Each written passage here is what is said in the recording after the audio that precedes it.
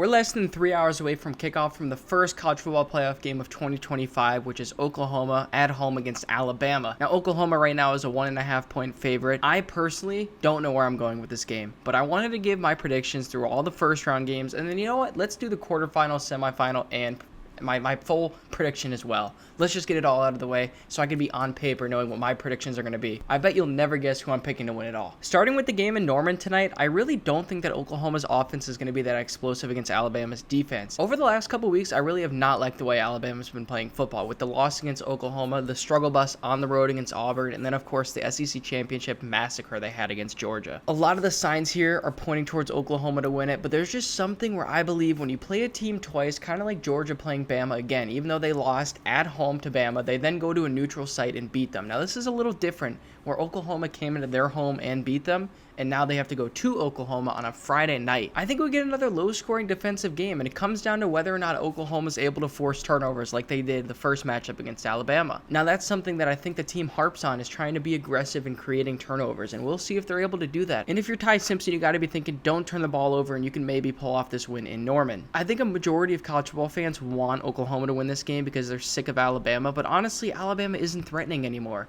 I don't think Alabama's one of the teams that could win a college football playoff championship this year, and we'll get into that in a little bit. I think the winner tonight scores 23 or 24 points. The first team to get to that mark should be able to win the game. I expect limited possessions, less chances for Alabama to be able to try to be explosive in space. The big question I'd like to see answered is, where is Ryan Williams going to be tonight? This whole year, it seems like he's been really quiet, not even having a catch against Auburn, I think, and that's unacceptable to do. So we'll see how he looks tonight. If Ryan Williams plays the way that he did last year, they're going to win this football game. Can Alabama run the ball against Oklahoma's defense? I don't know. I know I'm focused on Alabama a lot, but Oklahoma has a lot of big play potential, but their offense is solely off those big plays, and I don't know how they're going to be if those big plays aren't available in a game like this. Like I said, the narrative seems to be on Alabama's side, that they're the David versus Goliath, kind of the giant that can't be slayed, but Oklahoma's a favorite in this game at home, and if you're a Sooner fan, you got to be thinking you need to win this game. My official prediction, I think Alabama's going to go on the road and win this game 23-20. They cover the spread, obviously, because they're plus 1.5, and they win the game outright at Norman. I'm going to skip over the other two games that are played, I think Saturday night. I don't think those two teams have any sort of chance. There needs to be something done about the group of five, and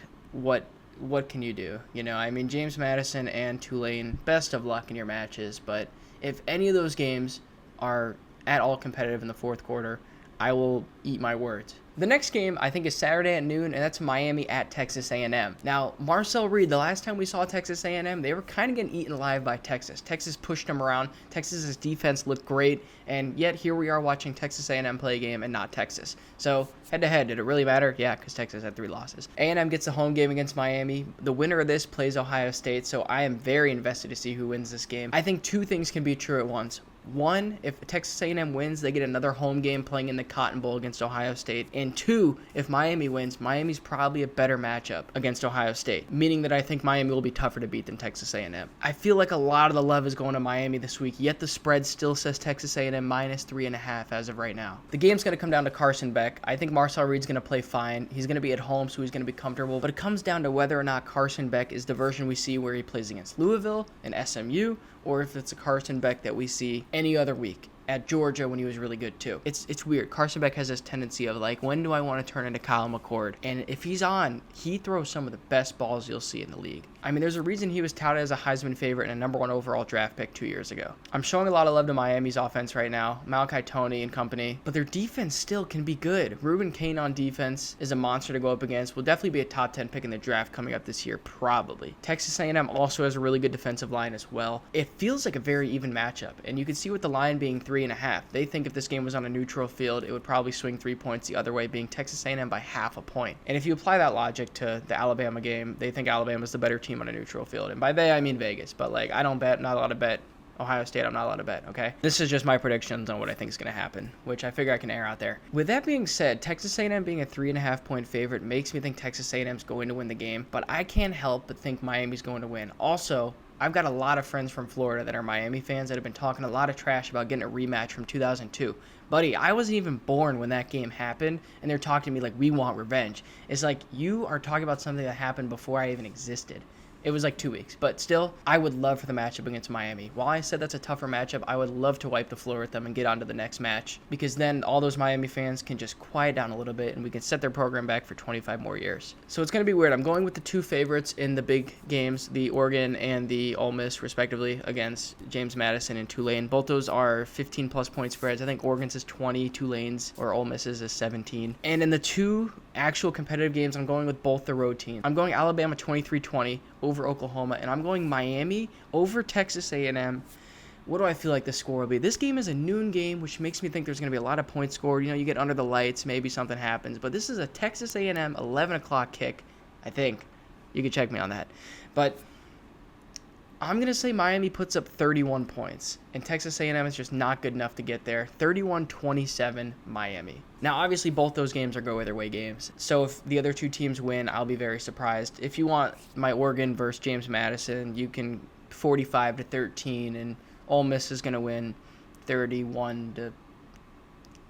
I don't know. Either way, those two games shouldn't matter. I guess I'm picking for those two favorites to cover, I think, if you're counting mathematically, but, like, who cares? If those two games are good at all. Like, it reminds me of the play-in. This is a total side tangent.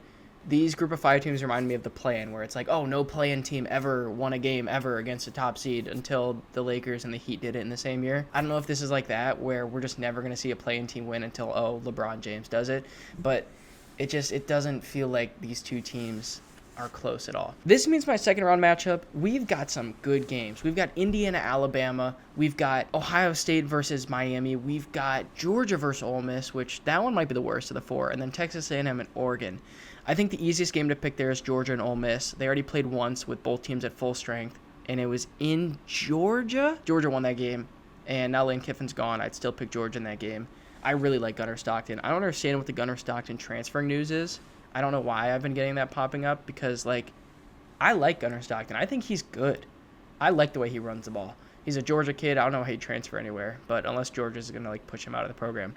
Or maybe if Dylan Raiola comes there, that'd be kind of crazy. Anywho, so I'll pick Georgia to go to the semifinal. I'm obviously going to pick Ohio State. I'm not going to give much insight on that yet until we actually see those games played. And I would take Indiana to beat Alabama. I take Indiana to beat Alabama. I just don't think Alabama's as good as advertised. A lot of people on ESPN are picking Alabama. They're like, oh, the SEC is different. I've heard that. Like, that quote, it's crazy because, like, we as in, like, the social media kids my age are like, oh, the SEC, rah. And, like, that's actually what the people on ESPN are like, man, the SEC is different ball. It's like they just got gobsmacked by Georgia. I don't think Alabama's very good. Very good as a stretch. They're a good team. They're in the playoffs. I just don't think they're as good as Indiana. Indiana's really good. If Indiana loses to Alabama, that discredits Ohio State, and that could never happen. And lastly, this comes down to whether or not I think 3 Big Ten teams are making the semifinal. I do think, I don't want to discredit Texas Tech because I watched them play, and they're really good. But Oregon's been quiet. This is not a home game for anyone. I think I like Oregon on a neutral field against Texas Tech. Even though Texas Tech is really good, that oil money is there, but I think I'm picking Oregon to go to the semifinals. That would give us Oregon and Indiana, a rematch that Oregon wants, and Ohio State and Georgia. Ohio State and Georgia would obviously be a great matchup where I'd pick Ohio State to win, obviously. I think I'd pick Indiana to beat Oregon. I know it's kind of like basic 1, 2, 3, 5. It's not March Madness, so I'm not picking any 12 seeds. I legitimately think Indiana and Ohio State are the 2 best teams, with Georgia following them. If Ohio State gets through Georgia, I think Indiana beats Oregon, and we get a rematch of Ohio State versus Indiana, where the Buckeyes obviously take that game. Again, I'll give more insight once we know the matchups as of Saturday night at midnight, so I might record one later in the weekend to try to get one out. But that's officially going to be my predictions. At least for round 1, you'll get more insight. I didn't even touch on the Oregon James Madison. I didn't even touch on the Ole Miss Tulane just because I refuse to. So enjoy your 10 minutes of talk about the 2 actual games. Hopefully I'm correct, because I feel like I've had a rough year with trying to predict the NFL and predict college football. So this would be nice for me to get a little kudos to me. With that being said, enjoy your weekend of college football. It's bowl season. It's NFL week, whatever it is, heating up into the fantasy playoffs, into the actual NFL playoffs. It's just a great time. It's cold here in Columbus. It's snowing right now out the window. Couldn't be better. Enjoy your families for Christmas, and everyone have a great day and be safe. Peace.